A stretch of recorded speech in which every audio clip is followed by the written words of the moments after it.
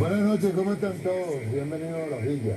Bien, comenzamos ahí con una canción de Pink Floyd, pero no está tocada por Pink Floyd, está nada más que Roger Waters, que era integrante de Pink Floyd, integrante, miembro fundador de Pink Floyd. Y al final, el mensaje que da muy claro Roger Waters, el mensaje que da muy claro a Venezuela y o sea, al mundo, sobre todo,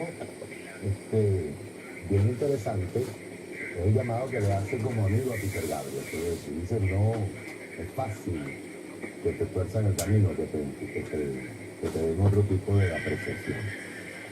En ese video musical actúan lo que llaman el Music Corps, que son todos veteranos de guerra, mutilados, algunos. Incluido el cantante, que como pueden ver está mutilado las piernas, el guitarrista que está mutilado las piernas. Es una forma de protesta en contra de la guerra en Estados Unidos. Se está dando dentro de Estados Unidos, epa, camarada,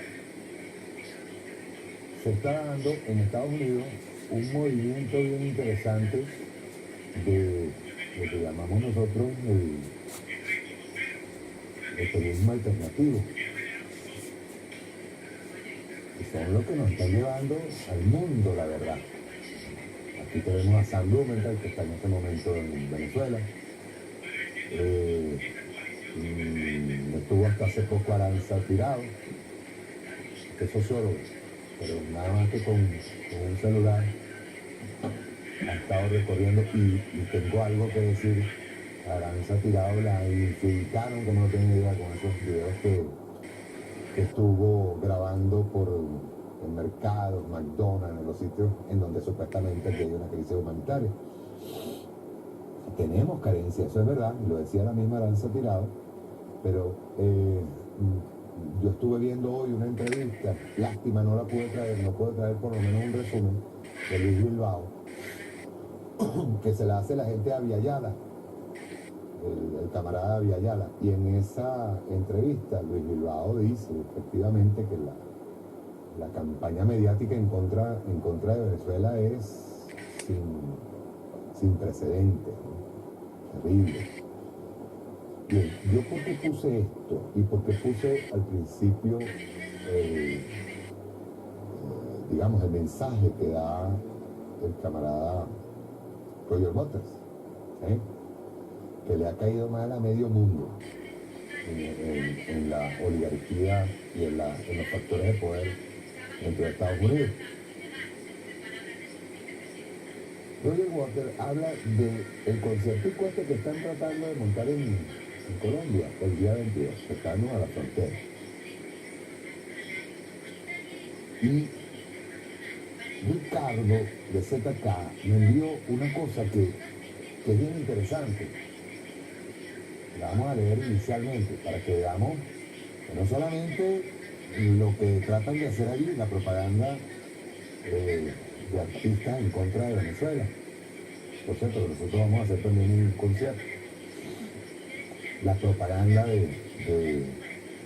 sobre todo los artistas venezolanos, algunos de ellos, que no recuerdan de dónde nacieron. El caso de Ricardo Montaner, por cierto. Ricardo Montaner nace de la crisis del Viernes Negro, cuando Luis Herrera. Él debe recordarlo. Porque aquí en Venezuela lo que traían era grupos norteamericanos, grupos extranjeros. Y teníamos muy buenos artistas, el caso de Giordano, Franco De Vita, todos ellos que probaron el día duro como artistas. Luego se mediatizaron, luego fueron a Miami y al final terminan mandando el dólar. ¿Eh?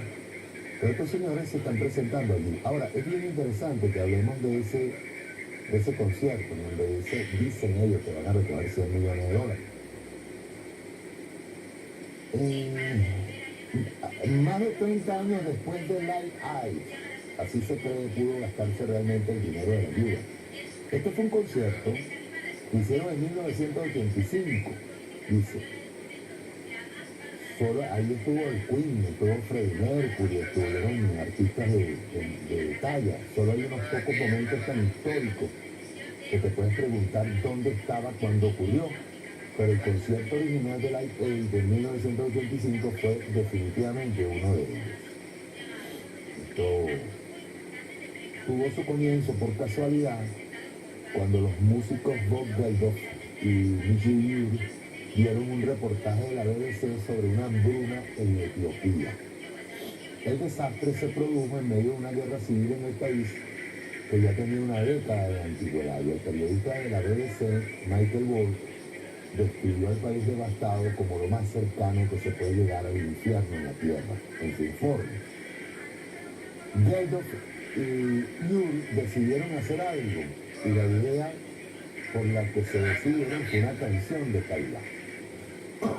La canción que escribieron se llamaba Do They Know It's Christmas, y esperaban recaudar por lo menos $90,000 al lanzar la canción, pero cuando grandes nombres en el negocio de la música como YouTube, Phil Collins y George Michael se unieron al proyecto, se convirtió en un éxito incontrolable. Sting y Bono cantan en el sencillo. La canción recaudó más de $10 millones para aliviar la hambruna e inspiró un nuevo proyecto para Geldof y Yuri, Live Aid. El concierto de 16 horas fue un fenómeno global gracias a la tecnología satelital. Una audiencia de 1.900 millones de personas de 150 países. Yo tengo completo ese concierto, completo. De 150 países se reunieron para ver artistas como Queen, Paul McCartney, Bob Dylan y Madonna. Y mientras todos los ojos estaban puestos en el concierto, el dinero llegó a Etiopía. Un banco de 300 teléfonos estaba sonando en Inglaterra, mientras el número en donación se veía en la pantalla cada 20 minutos. Al día siguiente, Live Aid había recaudado hasta $66 millones, y la organización benéfica recaudó casi $200 millones en los días siguientes del evento.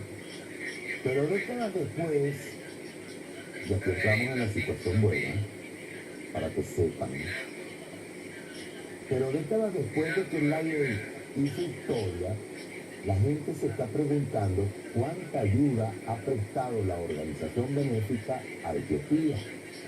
Incluso los propios cooperantes de la organización admiten que el dinero pudo haber llegado a manos equivocadas. Al final de los años de hambruna, más de 400.000 personas habían perdido la vida en Etiopía. Mientras que el mal tiempo y la desagradable sequía fueron los culpables de la hambruna, muchos señalan al dictador del país, Mengistu Haile Mariam, de empeorar las cosas. Mariam era el presidente del DERC, una fuerza militar comunista que tomó el control de Etiopía en la década de 1970. El DERC reprimió fuertemente a la población civil etíope, mientras Mariam estaba en el poder. Trabajadores humanitarios, investigadores y periodistas afirman que el gobierno de Mariam se llevó una gran parte del dinero del Live Aid.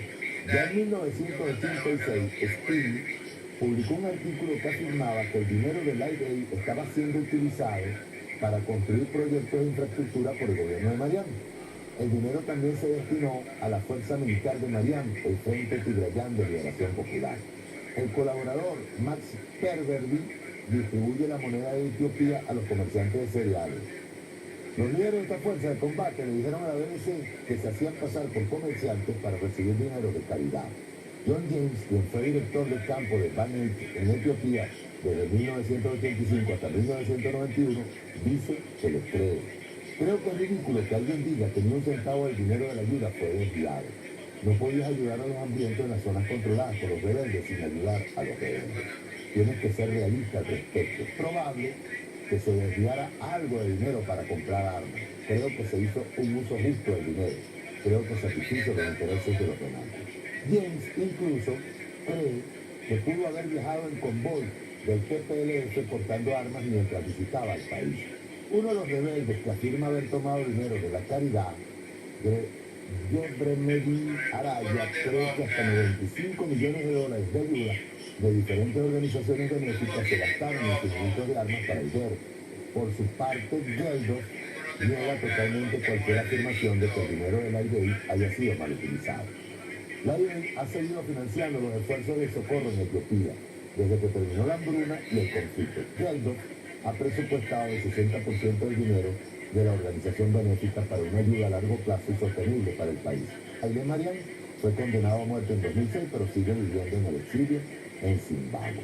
Comparte esta historia si recuerdas la idea. Lo extraño de esto es que el señor Mengistu Haile Mariam, que se decía era del Partido Comunista, realmente era de extrema derecha. ¿Qué pasó con el dinero? El dinero se lo destinaron a grupos rebeldes. Es decir, paramilitares. La pregunta que uno se hace aquí es como voy a hacer un ejercicio de hipótesis. El señor Donald Trump, aparte del discursito que tiró el otro día, que ya vamos hablando, al terminar el discurso en Miami, que ya les voy a explicar más o menos qué es lo que yo vi, o sea, es una opinión personal, yo no voy a estar opinando aquí por nadie. Al terminar ese discurso, inmediatamente el señor John tenía revuelto el gallinero. Tenía protestas en todo Estados Unidos porque los estados que demandaron a Donald Trump por utilizar el dinero federal, de los que es presupuestos federales, pero de los estados, para, dice él, la construcción de su muro, porque esa es una cuestión de capricho, de un muchachito al que tú le quitas una chupeta y él sigue insistiendo en darle mi chupeta. Ese dinero se lo quitaron a los empleados del gobierno federal, a los educadores, donde llega el dinero, pues, para él dice que él tenía dinero, una parte importante del dinero para construir el muro, resulta que se lo está quitando a los propios empleados del gobierno, de los gobiernos de cada uno de los estados. Y ahorita tiene una demanda madre de yo no sé cuántos estados que le están demandando por haber utilizado el dinero para supuestamente el muro. En Estados Unidos, si bien es cierto que ellos son expertos para desviar fondos, sobre todo fondos para temas de guerra, también es cierto y tenemos práctica de ello, que se utiliza dinero del narcotráfico en Estados Unidos para financiar paramilitares. Y el caso de este Live Aid, en donde está metido Peter Gabriel, por cierto, que es el que Roger Waters le está diciendo, amigos, llámame, porque te están desviando. Bueno, probablemente, sería ejercicio de hipótesis, que el dinero que se recaude ahí, digo yo, hago una hipótesis, pueda servir para financiar grupos paramilitares.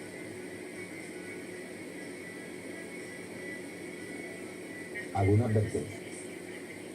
Igual como puedo hacer un ejercicio de varias hipótesis con relación al día 23, que no va a pasar nada. Mire, nosotros estamos claros. Decía en esa entrevista Luis Bilbao que nosotros tenemos que tener un objetivo. Y el objetivo es la paz. Evitar que Estados Unidos nos origine un caos. Por favor, dime a la gente que está ahí atrás que si quieren hablar, por favor que hablen afuera. Te agradezco. Entonces, ¿qué es lo que están buscando, camaradas? Ellos buscan un caos. El señor Donald Trump, en su discurso, ya lanza una hipótesis. Escuche bien, porque esto es cuestión de simbología, es cuestión de símbolos. Haber subido a la mamá de Oscar Pérez a la tarima tiene sus connotaciones. Haber hablado de Oscar Pérez, un asesino, porque hay algo que el señor Donald Trump no dice en ese discurso, no dice que ese asesino disparó, que estaba por allí, disparó contra la terraza en donde estaban agrupados los periodistas, por el día del periodista, y antes de eso habían tirado unas granadas en el Tribunal Supremo de Justicia, justo en donde estaba una escuela de niños, en el Tribunal Supremo de Justicia. Eso no lo dice el señor Donald Trump.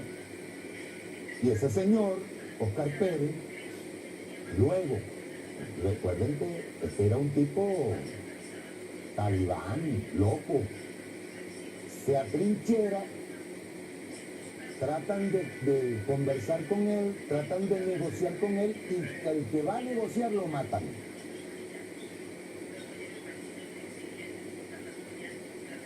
Eso también hay que decirlo, ¿verdad? Eso también hay que decirlo. Eso no lo dice Donald Trump. En el momento en que el señor Donald Trump comienza a hablar de Oscar Pérez, fíjense ustedes, Oscar Pérez habló de Molanqui así como el muchachito aquí, que bueno, este alcalde que vino aquí y se refugió en el país porque un perseguido político. Igual como empieza a hablar de varios que estaban allí, pero se refirió específicamente a Oscar Pérez y sube a la mamá de Oscar Pérez. Es un mensaje claro de que el señor Donald Trump, es otra hipótesis mía, tiene bien estructurado el posible financiamiento de grupos paramilitares.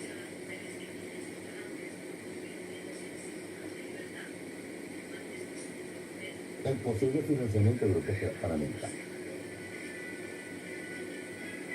Nosotros estamos claritos, miren, repetimos, nosotros no vamos a caer en provocaciones. Nosotros, la tarea principal nuestra es la paz. La tarea nuestra es evitar el caos que el señor Donald Trump y sus muy macabros Elliot Abrams y John Bolton nos traten de provocar un escenario extraño el día 22 y 23. Ellos pusieron fecha, no es que la puso Guaidó. Guaidó no es nadie, el que la puso fue Donald Trump. Porque extrañamente el día que Guaidó habló del 23, ese mismo día estaba recibiendo apoyo de Marco Rubio, de John Bolton, de Torino. La fecha la puso el jefe de la oposición venezolana que se llama Donald Trump. La puso él. Ahora, cuando tú pones una fecha, tú no te puedes echar para atrás. ¿Cierto? No puedes echarte para atrás, es una fecha. ¿Cuál es la tarea nuestra? Evitar un conflicto. A toda costa. Trabajar por la paz, hacer las cosas muy bien. Vigilancia absoluta, alerta total del pueblo, alerta, porque ellos necesitan, escuchen bien, necesitan un falso positivo. Yo puedo trabajar en varias hipótesis de lo que puede pasar en la frontera. Hipótesis que uno tiene. Pero recuerden que nosotros también no somos muchos, nosotros pensamos.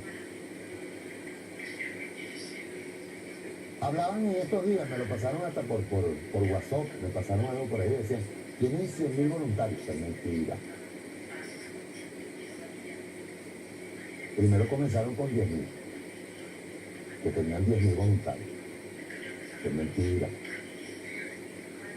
Logísticamente es imposible que ellos movilicen 10.000. Así mismo se los pongo, pues, para la frontera. Voluntarios, es mentira. Igual que los 100.000, también es mentira. Que ellos van a provocar un escenario o una escena que, vista desde CNN, vista desde NTN 24, vista desde ABC, NBC, o todos los VC que hay en Estados Unidos, es otra cosa. Pero para eso nosotros tampoco somos muchos, nosotros tenemos gente que está grabando, y que nosotros vamos a salirle al paso a cualquier falso positivo que ellos monten rápidamente. A nombre de la libertad han apoyado dictadores genocidas y luego han negociado treguas y reconciliaciones con las mismas oligarquías que encubrieron el genocidio. No pueden esperar más perdones. Definitivamente, la paz sin justicia se ha convertido en un suicidio colectivo. A estas alturas, no puedo asegurar quién gana o quién pierde. En la guerra, todos pierden.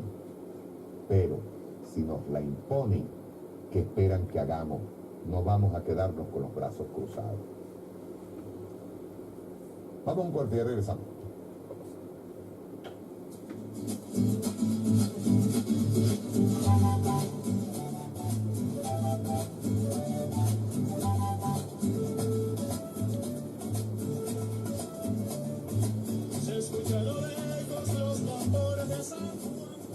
Continuamos. El presidente Nicolás Maduro le respondió. No solamente le respondió a Trump, porque es verdad, o sea, eso, el discurso prácticamente, el discurso dura creo que 32 minutos, algo así. Eso es demasiado para él. Tiene muy poco cerebro para tratar de estructurar un discurso. Pero duró como 32 minutos, de los cuales casi 15 minutos, un poco más si no me equivoco, aparte de las demás, aplausos, cosas, casi 15 minutos lo dedicó en contra del socialismo. Tú sabes que nosotros tenemos aquí al lado a un Trump chiquito que es Bolsonaro, que dice que nunca más puede regresar el socialismo a este continente. Está bien. Créanselo. Es igualito con un camarada que me está escribiendo le tengo que mandar saludos. Ese es mi escuálido favorito. Pues. Él viene y me dice, maldito drogo, que yo no sé qué. Estoy disfrutando porque por fin el 23 les viene una cosa bien buena. Yo le dije, bueno, vamos a hacer una cosa, no te voy a bloquear. Pero a partir del 23 todos los días te voy a dar buenos días, ¿cómo estás? Ya te llevo el 23. El 24, buenos días, ¿cómo estás? El 25, buenos días, ¿cómo estás? Le dije, eso sí, no se vale histeria. No se vale estar gritando, ni insultos, ni nada de eso. El tipo me va, porque ustedes los van a agarrar y los van a buscar y los van a masacrar y los van a untar y le van a tirar bombas y le van... Yo le digo a él, muchacho, ¿cuántas líneas desarrollaste para hacer ese discurso de 3 líneas? El cerebro se le quemó, ¿vale? No vale, mira, ¿sabes qué? Nosotros vamos a vivir en paz, afortunadamente. Hay que echar mismo para rato. Sé por qué lo digo. Aquí hay chavismo para rato. Nosotros vamos a estar mucho tiempo viviendo en paz. Eso sí, preparado. ¿Usted sabe cómo es? Como montar una guerra económica. Nosotros tenemos que trabajar para superar esa guerra económica. Donald Trump no va a estar mucho tiempo en la Casa Blanca.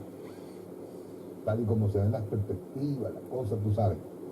Los neocon los están despreciando tanto que Mike Pence estuvo en Europa, en Múnich, en Alemania, en un congreso que tienen ellos de seguridad mundial, ¿no? Y entonces él en medio del discurso dice, our president Donald Trump. Y estaba esperando el aplauso, nadie aplaudió. Y después volvió a mencionar porque la administración Trump, entonces ya la cara era así de, coño, no van a aplaudir a mi presidente. O sea, es un hombre que está, primero, la locura, está tratando de llevar, como dice Bilbao dice, lo que pasa es que el imperialismo está en decadencia y allí es donde es más peligroso, cuando el tigre está herido. ¿Por qué? Porque todo lo resuelve con violencia. Quédense tranquilitos, gringos, y el pueblo gringo está pero clarito, del loco que tienen en la Casa Blanca. Está clarito. Hay un movimiento social que está rodando por debajo. Otro asustado fue que no haya que responder es Luca. Pero vamos a ver qué respondió el presidente Nicolás Maduro y la ayuda. Ven, ayuda que nos llegan. ¿Quieren ayuda humanitaria? Bueno, como nos tienen bloqueados, denos medicina, nos dan. Y están saliendo los aliados, pues, ayudarnos. Rueda. A mí me da risa porque, tú sabes, los que están del otro lado ya están preparándose unas bolsitas que dicen USAID. Carne disecada, de paso. El que venga con una bolsita de USAID de esa hay que aplicarle control sanitario, mosca. Eso viene contaminado, lo que es medicina. No, una bolsita así. ¿Tú sabes lo que le están metiendo ahí? Para que tú veas cómo es. Mire, hermano, el imperialismo no pela una. No pela una. Están metiendo tú sabes las carnes que utilizan para los soldados en Irak, que son unas bolsitas que tienen carne disecada, que parece chola. ¿Eh? Y te dicen así, te dicen hasta chocolate que dura 50 años. Entonces todo lo malo que tienen allá en Fort Worth, Texas y todo esto se lo agarran y lo mandan para allá. Todo lo malo lo mandaron para allá unas bolsitas. Por eso control sanitario, compadre. Pasando con una bolsita de los 6, déme acá. Vámonos, somos para el laboratorio. Aparte de eso, ustedes ven tremendo cinismo. Cinismo.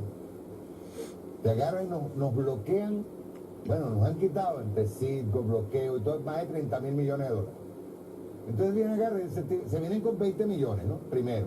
Parece que les dio vergüenza, después se dieron cuenta. Les dio vergüenza lo de los 20 millones, entonces dicen, no, ahora vamos a hacer, ni siquiera toman, para que vean cómo es el imperialismo. Gastan 1.200, 1.300 millones de dólares. No. 1.300 millones, sí señor, 700.000, no. 1 billón, compadre, de dólares en armamento. Armamento. Los Estados Unidos gasta más de 700.000 millones de dólares nada más en mantenimiento de su base militar. ¿Quién aguanta esa diarrea, compadre? Y le mandan a Colombia, a los ladrones que están de aquel lado, 20 millones. 20 millones. Y aquellos cayéndose a carazo ya para ver quién se queda con los 20 millones. Después van a tirar un light eye ahí en Colombia para entregar pura comida de esa disecada, contaminada, medicina contaminada, y después cuando se hagan, no sé, 60, 70 millones, ¿verdad? Con la grabación del disquito, se lo van a pasar a Duque y Uribe para que le repartan el dinero a todo el pueblo. Mire, se van a coger los reales, y de esos reales va una parte para los paramilitares, mosca. Por cierto, tú sabes que es que estos periodistas, mira, cuando tú ves empezando por el Repúblico, Franceschi, Carlangola sí está fea, compadre. La maldad sí la ha puesto fea. Es terrible, vale. Sí. Patricia Poleo por lo menos está engordando un poquito. Pero está feo, pana. Feo. Todos viejos, acabados, agotados. Entonces van a reportar, ahora sí, ahora va la invasión. Entonces están con el teléfono así, ahora sí, ahora va la invasión. Ahora por fin vamos a salir de ese dictador, de ese asesino, de ese... Ojera. Terrible. La única que está linda y es amiga mía de toda la vida, ella me sigue, por cierto. Tengo que darle un abrazo. Yo no la sigo porque entonces ella y yo tenemos una relación así como medio de amor y odio, pues. Es Marianela Salazar. Pero yo estoy convencido de que Marianela Salazar, que se acuesta a las 8 de la noche y se para a las 5 de la mañana a hacer ejercicio para no tener esas ojeras, es la única que se mantiene bella. Yo le he dicho toda la vida, Marianela Salazar, yo estoy enamorado de ti. Ella me sigue en el Twitter. Pero yo estoy absolutamente enamorado de ti. De cómo te mantienes físicamente. Sobre todo, ese cerebro, cómo funciona. El veneno empasta aquí, pero no importa. Igualito te quiero. Te amo, te adoro. Vamos a ver, miren, los periodistas, que era lo que iba. En su afán, por ejemplo, el de la Voz de América, en su afán por sacarle a Uribe ustedes van a hacerle la guerra, ustedes van a meter los soldados, ustedes van a esperar soldados norteamericanos para poder entrar en ese país de comunistas. Ustedes cometen un error, que es que el títere, ahí decía Trump lo del títere cubano, no, tú tienes a tu propio títere aquí al ladito, que fíjate bien, este es títere por vía doble, porque tú le metes por la mano por detrás hacia Uribe, lo maneja, y Uribe le mete la mano así por detrás a es un acto es un acto de teatro muy bueno, ¿ven? Tú le metes así y luego así. Bueno, el de la BOA le hace una pregunta a Duque, y Duque le responde una y otra vez el cerco diplomático. Y le dice, pero ¿usted va a recibir tropas? Nosotros estamos, hasta que el de la BOA se desespera y le dice, bueno, pues sí o no. ¿Eh? Y Uribe le vuelve a repetir, hombre. Dan este popper, ¿verdad? Esta es la respuesta, el títere de Colombia en razones de la invasión. Bueno.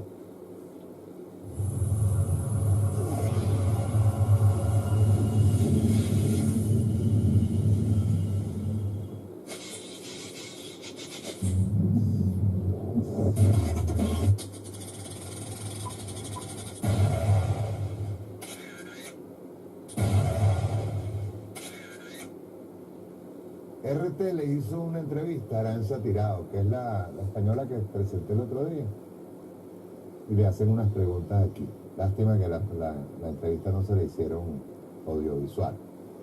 ¿Qué piensa un español promedio sobre lo que ocurre en Venezuela? Aranza Tirado dice, cree la versión de los medios y piensa que en Venezuela hay una dictadura donde no hay libertad de expresión, donde se mete a la gente en la cárcel por su idea y donde los venezolanos prácticamente no tienen cómplices. ¿Están convencidos de que hay crisis humanitaria? Le preguntan. Dice, los medios sustentan la crisis humanitaria en que hay gente comiendo de la basura, que se mueren niños en los hospitales porque no hay insumos. Esto pasa en muchos países de América Latina y no por eso han declarado una crisis humanitaria, que no es lo mismo que una crisis económica. El tema de la crisis humanitaria es un operativo de guerra psicológica para justificar una intervención militar novedosa, una guerra de cuarta generación que lleva años desplegándose contra la revolución bolivariana. Hay organismos que se dedican a analizar qué es una crisis humanitaria desde la ONG, desde la cooperación, desde el sistema multilateral de Naciones Unidas. Generalmente está asociada a conflictos armados o desastres naturales en contextos de pobreza, de desigualdad social, de mala gobernabilidad, de fragilidad estatal, de precariedad alimentaria, de violación de derechos humanos. Esta situación puede llevar a una crisis alimentaria, enfermedades o desplazamiento forzado. La oposición está tratando, dice Aranza Tirado, de armar ese escenario en Venezuela. Pero invito a cualquier persona que vaya, recorra y vea si es así. Si se requiere una intervención y la apertura de un corredor humanitario, ¿qué significa? Que deben actuar porque hay un Estado que no lo hace o porque no hay gobernabilidad en ese territorio. Es evidente que esto no sucede en Venezuela, donde el gobierno distribuye cajas de alimentos a 6 millones de familias mensualmente y desarrolla políticas sociales para precisamente combatir esa guerra económica y bloqueo financiero. Le preguntan por qué sus videos causaron tanto malestar. Dice, no sabría decir si el malestar proviene de la rechera, dice ella misma, que tiene mucha gente acumulada, la frustración con la situación económica, la necesidad de buscar culpables para descargar esa rechera, como diría el ex candidato a la presidencia opositor Enrique Capriles. No sé si fue el uso del sarcasmo que interpretaron como una burla de la situación económica. Pero son muy simples mis videos, no hay análisis político, una simple ironía y sarcasmo para responder a unos argumentos opositores y de la prensa española que son de un nivel muy bajo. El debate se centró en insultos en su contra, le preguntan. No sé si ser mujer y estar clara en mi ideología de izquierda molesta a muchos. La gran parte de los ataques se centraron en cuestiones de apariencia física. Creo que a otras personas que han hecho videos sobre Venezuela no han recibido este nivel de insultos, mensajes públicos, privados y de contenido sexual denigratorio. ¿Son estos ataques, le pregunta RT, un reflejo de lo que sufren quienes se identifican con el chavismo?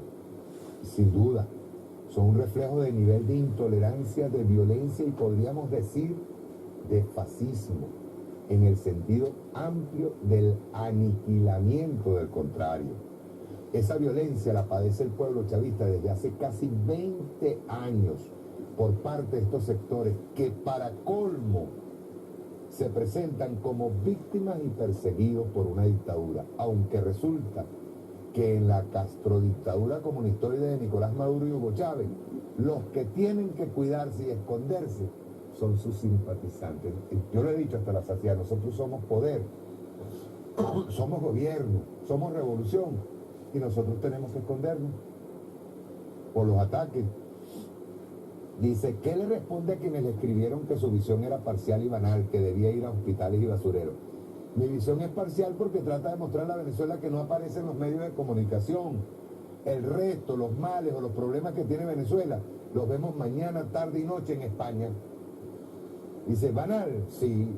Si la gente quiere aferrarse a que estoy haciendo un análisis político del tipo Venezuela está bien porque hay McDonald's, que se queden con eso. Si son inteligentes, entenderán que es un video irónico para desmontar un argumento absurdo de una crisis humanitaria. Mi análisis político es mucho más profundo. No lo voy a hacer en un video de 30 segundos, sino en trabajos académicos, en mi tesis doctoral, en las investigaciones. Ir a hospitales y basureros, podemos ir para mostrar una realidad dramática que la podemos encontrar en México, en Guatemala, en Costa Rica, incluso en Chile y en España. En España podemos hacer un reportaje contando cuántos enfermos hepáticos murieron porque el Estado dejó de administrarle un medicamento que cubría la seguridad social. Decimos que hay una crisis humanitaria y que tiene que invadir el ejército estadounidense para llevar los medicamentos. Es totalmente absurdo ese análisis. Cree que el sarcasmo en sus videos causó reacciones desproporcionadas. Dice, la dirigencia de la oposición no tiene sentido del humor. Lleva muy mal haber perdido el poder político, que no económico, porque siguen viviendo bastante bien. Me pregunto, ¿cómo les alcanza para vivir en España mejor que muchos europeos? Creo que el humor duele cuando es efectivo, hace daño, porque es una manera potente de hacerte llegar a una verdad. Para esta gente, el humor y cualquier tipo de análisis sobre la situación en Venezuela está vetado porque no están dispuestos a debatir en términos serios y racionales. La acusaron incluso de estar pagada por el gobierno de Maduro. Los empresarios de los medios de comunicación que se mueven por intereses económicos creen que el resto somos iguales. No entienden que hay personas que tienen principios, ideología, ideales. Si tienen pruebas de que me pagan, vamos a los tribunales y harán el ridículo. Por otra parte, es lamentable que en España a todos los que tienen algo que ver con Venezuela se les intente acusar de que están siendo pagados. Tengo casi 20 años vinculado al proceso venezolano. Empecé mi militancia en la Asamblea Bolivariana de Cataluña. Cualquiera que me conozca lo puede atestiguar. Sabe que siempre he defendido lo mismo sobre Venezuela. Esperaba que sus videos causaran el impacto que tuvieron. Para nada. Nunca pensé que tuvieran este nivel de viralidad, y menos el de McDonald's. Me parece el video más tonto de todos. Antes subí otro que pasó sin pena ni gloria, pero me parece que este le dio en la madre, como dicen en México. Son los opositores los que se han encargado de hacerme meme, enviarme miles de mensajes de amor, hackearme el Twitter, tratar de meterse en mi teléfono, de bloquearme el acceso a las redes sociales. Son ellos los culpables de haber hecho esto viral. Si me hubieran ignorado, quizás no estaría hablando de los videos ahora. ¿Qué va a pasar con el pueblo venezolano chavista? ¿Qué va a pasar con la revolución bolivariana? ¿Cómo van a salir de esta tesitura, que es una de las más críticas de estos años de la revolución? Creo que de eso tenemos que hablar y no de la polémica de unos videos. Este es muy bueno. Ojalá, si Aranza Tirado viniera, quisiera entrevistarlo para ampliar, no solamente por unos videos. Aparte, ahí yo espero no insultar a nadie con esto, pero la carencia de argumentos en la oposición, sobre todo los opositores, los que tienen Twitter, los que tienen Instagram, la carencia de argumentos se reduce al insulto barato, simple, que da risa. Dicen por allí que no insulta quien quiere, sino quien puede.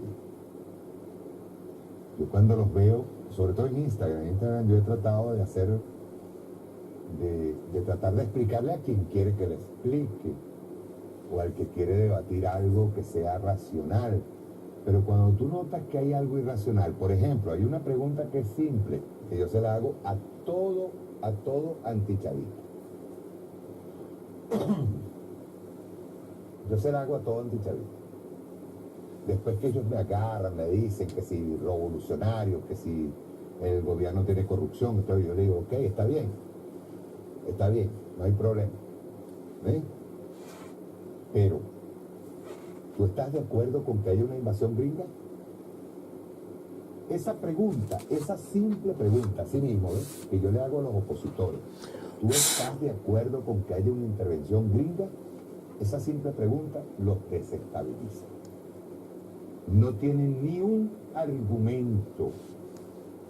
Y los que tratan de disfrazar con un debate amplio, a veces con unos escritos largos que parecen testamentos, los que tratan de esgrimir algún tipo de argumento no logran tapar el goce que les produce el hecho de que en una supuesta intervención gringa, en una supuesta invasión gringa, todos los chavistas caigamos producto del bombardeo de los gringos. Es casi, discúlpenme, es casi que un sueño húmedo, debo decirlo. Es un deseo sexual. Es algo que los, digámoslo, los excita. Y es terrible porque tú esperas que ese simple hecho o deseo sexual que tú tengas hacia una persona, ¿verdad?, hacia una pareja, se supone que debe ser tranquilo, debe ser bonito, debe ser amoroso y no producto de una especie de deseo morboso de la muerte. Y en eso me he encontrado con muchos opositores. Yo veo, por ejemplo, sobre todo en Instagram, yo reviso quién me insulta. Yo veo primero quién es. Por ejemplo, si una persona me dice que yo he pasado hambre, yo me meto y veo, por ejemplo, fotos en donde hay torta, hay un pollo, hay una comida, hay una parrilla, se están cayendo a palos y todo esto. Y yo digo, o sea, ¿dónde está el hambre? ¿Verdad? Es la pregunta que yo me hago. Y yo no estoy diciendo que no hayan carencias, sí las hay. Y las hay, repito, nosotros tenemos la explicación. Y yo sigo diciendo que nosotros tenemos que apurar duro el tema de resolver el problema económico y de resolver el tema sobre todo del dólar. Porque a nosotros, y esto lo hago un paréntesis para decirlo, nosotros nos van a atacar no solamente con la posibilidad de grupos paramilitares, sino que nos van a seguir profundizando en el tema económico. Van a seguir atacando nuestro bono monetario, van a seguir propiciando esa bicicleta cambiaria que al final produce el alza de los precios y la alta inflación, que es con lo del dólar today. Eso lo he dicho yo hasta la saciedad y hay que decirlo así. Ahora, cuando tú ves, sobre todo en Instagram, que es un vehículo muy de las clases medias, y es más potable, puedes hablar más, puedes escribir más, puedes poner videos, puedes trabajar mejor que el Twitter. En el Instagram, tú notas que quien te insulta en líneas generales está comiendo bien. Cuando yo saqué el videíto, que lo saqué en Instagram, de el disfrute que tenía en el día 14 de febrero, el Día de los Enamorados, por las Mercedes, en líneas generales, los ataques vinieron de, yo le llamo, los desclasados. Gente, porque allí se paga en dólares, te lo voy diciendo, allí. Generalmente los que me respondieron me dijeron, esos no son los que tú dices que son los hijos de los revolucionarios. Está bien, pues, es una teoría, ¿verdad? Está bien, es válido que tú lo pienses. Pero de verdad, y tomando en cuenta el profundo odio que ustedes tienen ¿De verdad ustedes creen que nosotros tenemos capacidad como para meternos en un restaurante en las Mercedes? Háganse esa pregunta, ¿verdad? Háganla. Imagínense a Mario Silva entrando en las Mercedes, entrando en uno de esos, restaurantes carísimos, a pedir una carne, a pedir una botella de whisky 18, a pedir todo. O sea, imagínenselo a Mario. Y que reconozcan a Mario metido dentro de una. Imagínenlo, pues yo, bueno, no digo video, sino la coñaza que me dan para sacarme de ahí, pues, empezando por ahí. Pero lo que hay es como una especie de negación. Créanme, hay una negación absoluta. Y otra cosa que me estoy dando cuenta de quienes responden, están en Miami, están en Argentina, están en Chile, están en Ecuador, y desde allá te dicen, si yo te encontrara, ya voy, pero si tú estás en Chile, estás en Argentina, muchos de ellos te agarran y te dicen, pero es que yo me fui porque estaba pasando hambre, y tú ves las fotos otra vez, y no están en malas condiciones. Entonces seamos coherentes. Yo leí hace poco, cuando leí el artículo que hice, seamos coherentes con lo que decimos. Seamos coherentes. Yo entiendo, se fueron, es más, los convencieron de que la revolución es la culpable de todos sus males, de todas sus angustias, hasta de sus divorcios, de todo lo que ustedes digan. Los convencieron. Pero de verdad, Teruggi decía el otro día que hay una parte de ese sector que es lamentablemente irrecuperable. Y yo lo he notado en Instagram. Tú tratas de explicarle algo a alguien, al final termina mentándote la madre o termina diciéndote de todo. No hay capacidad de discusión. La mayoría son el insulto más procaz y rápido. O comienzan así como la locomotora, ¿sabes? Comienza a decir, sí, pero usted, señor Mario, ¿qué tal? Maldito, sinvergüenza, tal. O sea, hay como un odio feroz que ha ido calando en la propaganda anticomunista y la propaganda antichavista. Porque yo les voy a hacer una pregunta, con esto yo termino el programa de hoy. Yo quiero que hagan un examen. ¿De verdad, ustedes creen que nosotros estamos en un sistema comunista? Esa es la primera pregunta, la de oro. Porque ustedes nos acusan de comunistas, ojalá, de socialistas, ojalá. Eso es lo que queremos. Pero de verdad, como dice Aranza Tirado, porque esto es cierto, hay gente que vive muy bien y vive pensando que en cualquier momento van a venir y le van a expropiar los calzoncillos, o le van a expropiar los zapatos, o le van a expropiar el carro, cuando eso es mentira. Y ellos lo saben. Aquí traigo a colación el cuento de Allende. Cuando Allende llega al poder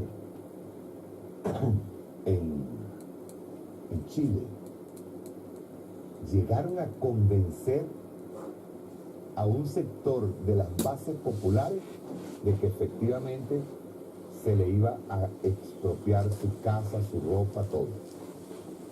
Y eso no me extraña, porque yo voy a echar un cuentico. Yo trabajaba con un carrito de perro caliente, antes de meterme en esto. Y una vez se me apareció una señora que ella trabajaba de servicio en una casa cercana a la mía. Yo la conocí a ella. Y en ese momento estábamos teniendo un debate sobre comunismo, socialismo. Y la señora nos veía así, la señora andaba con su ropita bien humilde, una cholita de esas petroleras. Y la señora estaba a un lado. Y de repente la señora dice, yo les voy a decir una cosa, yo no quiero que venga el comunismo. Esa señora, disculpen, tengo que hacer una aclaratoria, esa señora no solamente trabajaba de servicio, sino que vivía en un sector Ahorita la gente de Ciudad Bolívar va a recordar en un sector en donde estaban las quebradas en San Rafael. Es un río que va por Puente Gómez. Entonces, ella vivía en un ranchito de hojalata, ¿verdad? En muy malas condiciones. Ella iba todos los días a su casa, dormía y en la mañana estaba trabajando con esa familia. Entonces agarró y la señora me dijo, me supo decir allí, me dijo, si aquí viene el comunismo, me van a quitar mi casa, mi ropa, mis zapatos. Yo recuerdo, pues yo la quería mucho a ella. No sé si estará viva, ya era una doña, pues yo estaba 27, 28 años tendría yo. Y le dije, mi vida, una pregunta, que le quitan el televisor a la gente, le quitan el carro a la gente, le quitan todo para dársela a otro, fue lo que me dijo. Y yo le dije, señora, una pregunta, ¿usted tiene televisor? No. ¿Usted tiene carro? No. ¿Usted tiene casa? Bueno, el ranchito ese de ojalá. ¿Y usted por qué está en contra del comunismo? Porque si el comunismo le quita una casa a uno que tenga dos y le da una a usted, y si el comunismo le quita un carro a alguien que tiene dos carros y le da uno a usted, y le quita un televisor a una persona que tiene 3 televisores y se lo da a usted, porque usted va a estar en contra del comunismo, del socialismo. No sé, se fue. Más o menos pasa así con la gente que está disociada y que se le ha metido en la cabeza que el comunismo te quita todo, te quita hasta la existencia, el espíritu. Eso era lo que decía ayer Donald Trump. Donald Trump decía ayer que el socialismo le quitaba la identidad a la gente, te igualaba. Ese es el temor que tienen los ricos, que tienen los poderosos. Cuando el presidente Nicolás Maduro habla de 30 millones de pobres, de pobreza extrema en Estados Unidos, perdón, de 40 millones, está hablando de 10 millones más que la población de Venezuela. O sea, imagine a toda Venezuela en pobreza extrema, más 10 millones en Estados Unidos. ¿Cuál es el temor que tiene un pobre o que tienen los medios de comunicación que hacen toda esta propaganda, los dueños de los medios de comunicación y los dueños de la fábrica y los dueños de los medios de producción? ¿Cuál es el temor que tienen? El temor que le tienen al socialismo es que ellos no pueden seguir pagando tu fuerza de trabajo sin retribuir como debe ser al obrero, como debe ser al empleado, como debe ser a la gente. En Estados Unidos la brecha entre ricos y pobres cada día se hace mayor. No solamente en Estados Unidos, en el mundo. Esa brecha provoca, primero, desestabilización social. Porque la gente no va a estar toda la vida sometida a la pobreza porque el rico quiera. Eso se llama en marxismo lucha de clases. El rico tratando de aplastar al pobre y el pobre tratando de surgir. Y eso no lo va a acabar Donald Trump con un discursito en Miami. Eso está pasando en Estados Unidos. Jalife lo decía, hay un riesgo tremendo en Estados Unidos, una guerra civil. ¿Por qué? Porque el American Way of Life, el American Dream se agotó. No hay posibilidad de que las clases medias se recuperen si no hay una organización real en contra de esa élite financiera, industrial, económica. Esa élite tiene en algún momento que enfrentar a todo el pueblo norteamericano. Que ellos han logrado manipular al pueblo y mantenerlo siempre que estalla ante el dicho, dicen, aquel es comunista, entonces inmediatamente lo ven como el diablo. Sí, pero eso no tarda. Tú puedes engañar al pueblo un rato, pero no todo el tiempo. no todo el tiempo. Quería darle un saludo muy especial a nuestra Fuerza Armada Nacional Bolivariana.